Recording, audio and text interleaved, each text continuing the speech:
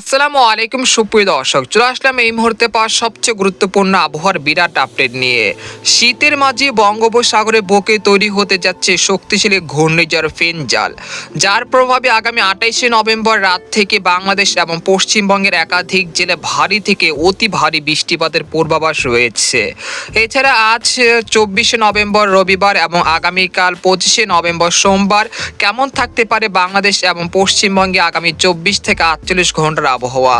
এছাড়া আগামী 10 দিনে কোন কোন জেলাগুলোতে বৃষ্টিপাতের সম্ভাবনা রয়েছে এবং ঘূর্ণিঝড় ফেঞ্জাল কতটা শক্তিশালী হতে পারে এবং কোন উপকূলে আশ্রয় পড়ার সম্ভাবনা রয়েছে সে বিষয়ে বিস্তারিত জানতে হলে ভিডিওটি প্রথম থেকে শেষ পর্যন্ত দেখতে থাকবেন। আর আপনি কোন জেলা থেকে আমাদের আবহাওয়ার খবরটি দেখছেন, আপনার জেলার নামটি আমাদের কমেন্ট বক্সে জানিয়ে দিবেন। আর সবার আগে সবার প্রথম সঠিক আবহাওয়ার খবর জানতে আমাদের চ্যানেলটিকে সাবস্ক্রাইব করে রাখবেন। এবার জেনে নেওয়া যাক এক নজরে। বন্ধুরা, আমরা সরাসরি উপগ্রহ চিত্রে চলে আসলাম। আপনারা দেখতে পাচ্ছেন যে দেশের দক্ষিণ অঞ্চলে দুই এক স্থানের আকাশ কিছুটা মেঘের আনাগোনা বৃদ্ধি পেতে শুরু করেছে। এর কারণ হলো বঙ্গোপসাগরের বুকে তৈরি হচ্ছে একটি ঘূর্ণাবর্ত, যেটা কিন্তু আগামী 24 থেকে 48 ঘন্টার মধ্যে নিম্নচাপে রূপ নিতে পারে। অর্থাৎ 26শে নভেম্বর মধ্যে দক্ষিণ পূর্ব বঙ্গোপসাগরে এসে শক্তি বাড়িয়ে নিম্নচাপে রূপ নিতে পারে সেই ঘূর্ণাবর্তটি। এর কারণে কিন্তু বঙ্গোপসাগরে জুড়ে কিন্তু ভীষণ মেঘমালা তৈরি হচ্ছে। আগামী 48 ঘন্টার মধ্যে নিম্নচাপ তৈরি হতে পারে, সেটা আপনাদেরকে জানিয়ে দিচ্ছি পরবর্তীতে। আপনারা দেখতে পাচ্ছেন যে এই মুহূর্তে বাংলাদেশের 8 বিভাগের 64 জেলার আবহাওয়া পরিস্থিতি কিন্তু স্বাভাবিক রয়েছে। কোথাও তেমন বৃষ্টি বা ভারী বৃষ্টিপাতের সম্ভাবনা দেখা যাচ্ছে না আগামী 48 ঘন্টার মধ্যে। তবে আগামী 28শে নভেম্বর রাত থেকে দেশের উপকূলে দুই এক স্থানে বিক্ষিপ্ত আকারে বৃষ্টি বা ভারী বৃষ্টিপাত হতে পারে।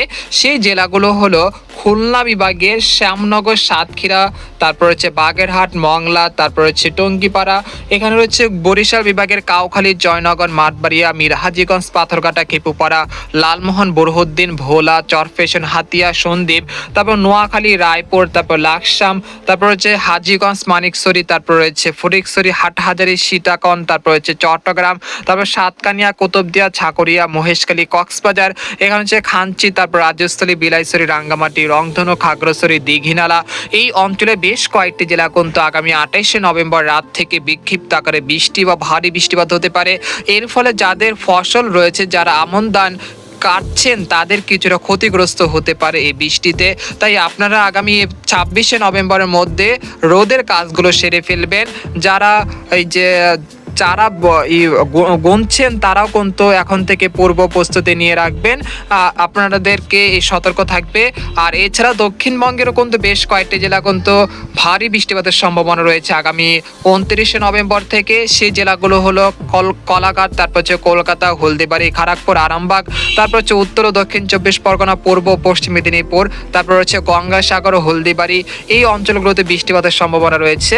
তবে আজ 24শে নভেম্বর রাতে কেমন আবহাওয়া পরিস্থিতি থাকতে পারে সেটা এক নজরে জানিয়ে দিচ্ছি। তো আপনারা দেখতে পাচ্ছেন যে রংপুর বিভাগের সবকটি জেলার আকাশ কিন্তু এই মুহূর্তে পরিষ্কার রয়েছে। কোথাও তেমন বৃষ্টি বা ভারী বৃষ্টিপাতের সম্ভাবনা দেখা যাচ্ছে না। রাতে সর্বনিম্ন তাপমাত্রা থাকতে পারে 14 ডিগ্রি সেলসিয়াসের আশেপাশে, অর্থাৎ তীব্র ঠান্ডা অনুভূত হতে পারে পঞ্চগড়, ঠাকুরগাঁও, দিনাজপুর, তারপর রয়েছে গাইবান্ধা, এখানে রয়েছে কুড়িগ্রাম, লালমনিরহাট, জলঢাকা, দেবীগঞ্জ, সৈয়দপুর। এই অঞ্চলগুলোতে রাত্রিকালীন যে শীতের তীব্রতা রয়েছে সেটা কিন্তু অব্যাহত থাকতে পারে।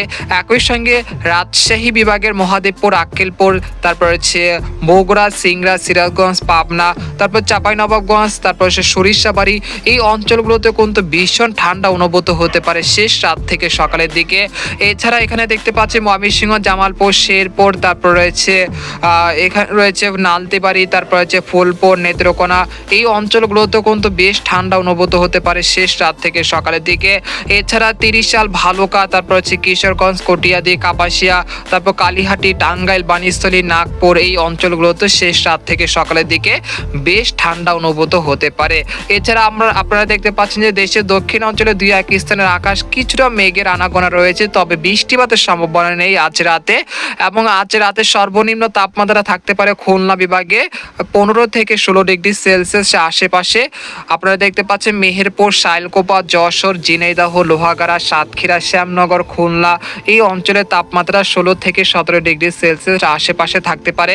একই সঙ্গে ঢাকা বিভাগে ঢাকা, কাপাসিয়া, তারপর হচ্ছে কিশোরগঞ্জ, নাগপুর, ফরিদপুর, মাদারীপুর, এখানে রয়েছে সৈয়দপুর, তারপর হচ্ছে মুকসাদপুর, গোপীনাথপুর, মুন্সিগঞ্জ, হোমনা, নরসিংদী, কাপাসিয়া, ড্যামরা এই অঞ্চলের আকাশ কিন্তু প্রায় পরিষ্কার রয়েছে। কোথাও তেমন বৃষ্টি বা ভারী বৃষ্টিপাতের সম্ভাবনা দেখা যাচ্ছে না।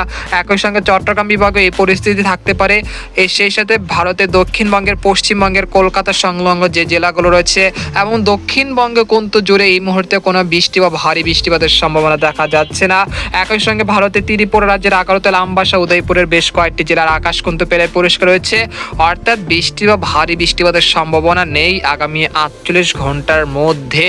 তবে কবে নাগাদ বৃষ্টিপাত আসতে পারে সেই বিষয়ে আপনাদেরকে এক নজরে দেখিয়ে দিচ্ছি। আপনারা দেখতে পাচ্ছেন যে বঙ্গোপসাগরে বুকে আগামী 26শে নভেম্বর সেই নিম্নচাপটি কিন্তু ঘূর্ণিঝড় রূপ নেওয়ার আশঙ্কা রয়েছে, যার নাম হতে পারে ঘূর্ণিঝড় ফেনজাল। এটি সৌদি আরবের দেওয়া নাম। এটি দেখতে পাচ্ছেন যে শ্রীলঙ্কা এবং ভারতের তামিলনাড়ুর নিকটবর্তী স্থানে তৈরি হতে পারে। সেটি শক্তি বৃদ্ধি করতে পারে ঘন্টায় 80 থেকে 90 কিলোমিটার গতিবেগে এবং এটি ভারতের তামিলনাড়ু থেকে বিশাখাপত্তনমে যে কোনো উপকূলে আঘাত আনার সম্ভাবনা রয়েছে। তবে এর অগ্রভাগের যে মেঘগুলো সৃষ্টি হবে এর প্রভাবে আগামী 28শে নভেম্বর অর্থাৎ বৃহস্পতিবার রাতে বা দুপুর থেকে রাতের মধ্যে আপনারা দেখতে পাচ্ছেন যে খুলনা, সাতক্ষীরা, শ্যামনগর, পিরোজপুর, মাঠবাড়িয়া, তারপর হচ্ছে ঝিনাইদহ, যশোর, এখানে হচ্ছে বরিশাল বিভাগের খেপুপাড়া, পটুয়াখালী, তারপর চরফ্যাশন, লালমোহন, বুরহানুদ্দিন, হাতিয়া, তারপর সন্দ্বীপ, এখানে রয়েছে রায়পুর, চাঁদপুর, লাকসাম, হাজীগঞ্জ, তারপর হচ্ছে কুমিল্লা, তারপর রয়েছে মানিকছড়ি, তারপর হচ্ছে হাটহাজারী, ফেনী, রাজস্থলী, বিলাইছড়ি, তারপর হচ্ছে সাতকানিয়া, কুতুবদিয়া, ছাকুরিয়া, মহেশখালী, টেকনাফ, সন্দ্বীপ এই অঞ্চলগুলোতে বেশ কিন্তু ভালো পরিমাণে বৃষ্টিপাতের সম্ভাবনা থাকছে আগামী 28শে নভেম্বর থেকে। এরপর 28 থেকে 29শে নভেম্বর টানা দুদিন বৃষ্টি বা ভারী বৃষ্টিপাত হতে পারে খুলনা, বরিশাল, চট্টগ্রাম বিভাগের বেশ কয়েকটি জেলায়।